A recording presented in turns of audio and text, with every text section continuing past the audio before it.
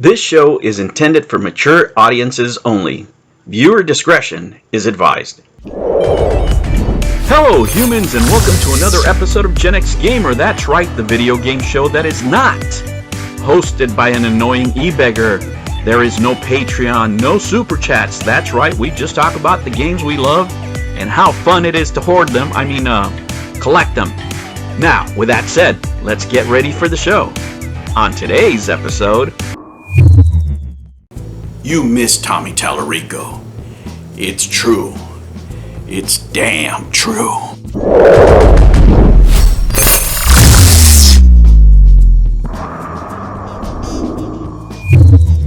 Hello humans and welcome to another episode of Gen X Gamer. That's right, we made the poll and you guys miss Tommy Tallarico. Let's face it guys, he was a great source of content. You look at the videos now that are coming out, revisiting things. They're talking about YouTubers that don't even appear anymore, right? A lot of people that never made videos about the Amico started lately to make videos about the Amico and trying to get in the conversation. But for those of us that have been here for years now, right? It's hard to get something in new.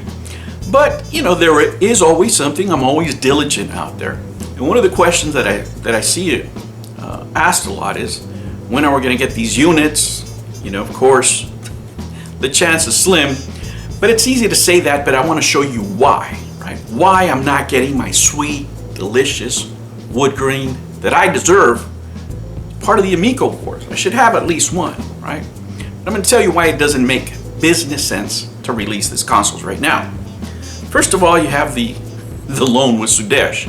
Now, he might have been paid off, right? We don't know right now because, you know, we have that whole first quarter distribution, right, that was going to be done earlier this year. And right after that, they fired everybody conveniently. Everybody took their money and let's go home. I got my cash, right? So after that, it doesn't make sense, right? You have no more capital, right? And there's podcasters out there that are investors are saying, oh, these people are diligent and yada, yada, yada. You can't trust any of these people, right? And based on results, I don't know any of them personally. From a business point of view, right? I have a crew of people that presided over the destruction of $17 million worth of capital and didn't produce a console. So by any standard, in any industry, that is the definition of incompetence, right? So asking for trust out of this crew, it's like trying to squeeze water out of lava. It's just not going to happen. I haven't seen anybody in there produce anything, and I don't care how nice they are, right? I have very nice friends. You know, I have a lot of friends that are very nice that I would never work with because they're very unproductive. And this is the case here, but let me break down the numbers for you on why it doesn't make sense, right? Let's say we have 6,000, right? There's numbers thrown from 10,000 to 3,000, but let's say 6,000 consoles out there. Believe me, there's people still holding on. I haven't canceled my pre-order, right? Even if I did, I probably wouldn't get a refund, but I haven't canceled it because I deserve a sweet, delicious wood grain as a trophy of the Amico wars, right? But I bet you, you know what? I bet you most of the people that haven't canceled are mostly detractors that just want it as a trophy like me. You know, I mean, trust me, I dig the wood grain. I know it's not for everybody. It's just for the old man cringe community. Believe me, I know, right? But there are people still out there wanting that console, right? And I think 6,000 is a fair number based on what I've seen. Well, let's pretend it's 6,000, right? The problem is that if you make these consoles here in California, it's going to cost you about $500 to make them. And we're just talking about labor, right? Labor and everything put together. And that's why the price increases, because the labor here in California is going to be more expensive, especially building them in-house like they've said they were going to do, right? So if that's the case, I think it's fair to say that $500 would get you a console, which means they would lose money on every unit. Right? So now you multiply 6,000 consoles times $500. What does that get you? Yeah, $3 million, baby. $3 million that you supposedly don't have. Now, however, right? However, look at this. You have individuals in the company that combined, you have two individuals in the company that are worth over $300 million. Tommy Tallarico himself is worth well over $3 million himself, right? So, you know, what happened to that $150 million line of credit? Well, even if it existed, right? Let's pretend, right, that he wasn't bullshitting, right?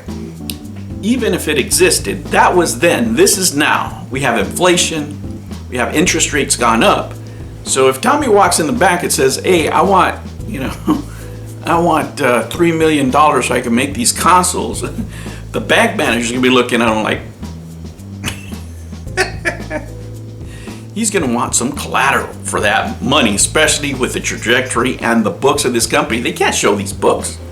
They can't show these books. They'll never get approved for anything, right?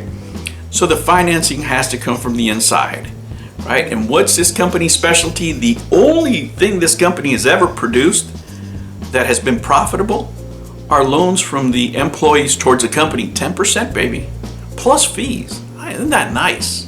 Ooh, that's nice. But you know what? Interest rates have gone up. So one of these bastards lends $3 million, he's gonna want $5 million back.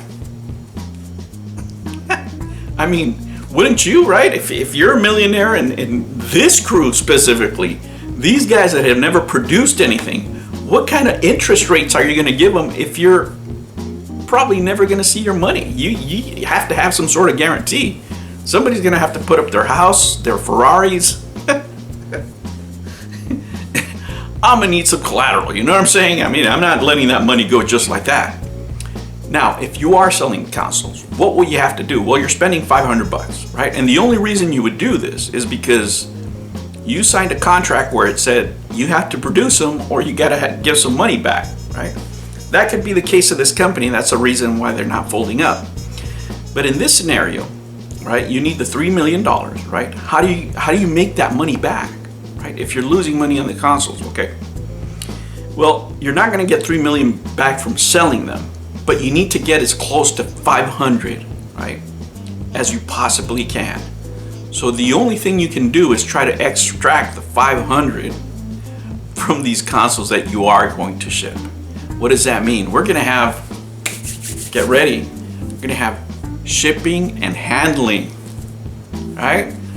So how far can you take that? That's got to be another $50 a console, right? Shipping could get expensive, you know. I mean, who knows? It could be 75, right? Now you're gonna say, hey, that's too expensive. Let me tell you something. Degenerates like me and the other degenerates in the old man cringe community would pay that money just to have the console. Let me tell you that. And some of them will pretend, they'll say, oh no, I would never do that. They're lying. They're absolutely lying. Some of these guys would pay $600 to cash right now to have one of those consoles. Absolutely. Absolutely. Regardless. So you have to add some cost for that, right? Try to offset your loss. What else can you do? All right, this company has always been terrible, and I mean terrible at, you know, advertising, merchandising, or any of that stuff. They had, you know, Tommy's buddy there paying him 150 grand for doing a lot of this. You know what I'm saying? That guy never did absolute shit. He didn't do anything. He had another company though. I wonder what that company did. You know, I'm not sure. You guys look it up. You know, you'll be interested in that. Anyway, so what you do is you say, look guys, we're gonna have this special. If you buy this with the 6 games, we're gonna include X, Y, and Z for another $100. Now you're close. Now you're almost to break even. You still gotta pay taxes on this shit, right? Hopefully they're paying taxes, or else we're gonna hopefully they're paying taxes, because if they don't, yikes, right? But let's assume they will pay taxes. That will get you close, right? That will get you close to the 500.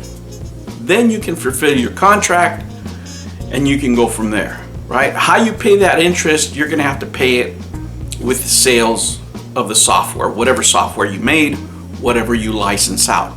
But if you do that, now you fulfilled your contract, of course, everybody's gonna rate these absolutely crap. For whatever reason, you don't have the infrastructure, because all you have the money right now is to produce these consoles. You're out of money. You don't have money for the back end. You don't have money to finish whatever you didn't finish. So something's got to give, right? Now let me ask you, does that make sense to you? If you have zero money, you're going to go out and take a loan with ridiculous terms, which right now no bank is going to give you a loan for this company. It would have to be another inside loan. And obviously the guys that already lent money and already took it back and paid themselves aren't going to give a single dime to a losing proposition. The market just dropped 4% today. The NASDAQ dropped 5%. It's nasty out there. These are hard economic times, guys. That's the reason you won't see the Miko. If there were men of honor, they would do it. New videos every Monday and Sunday. Thank you for joining me on another episode of the Gen X Gamer. Remember to like and subscribe, click that notification bell, and remember, never ever be afraid to be happy.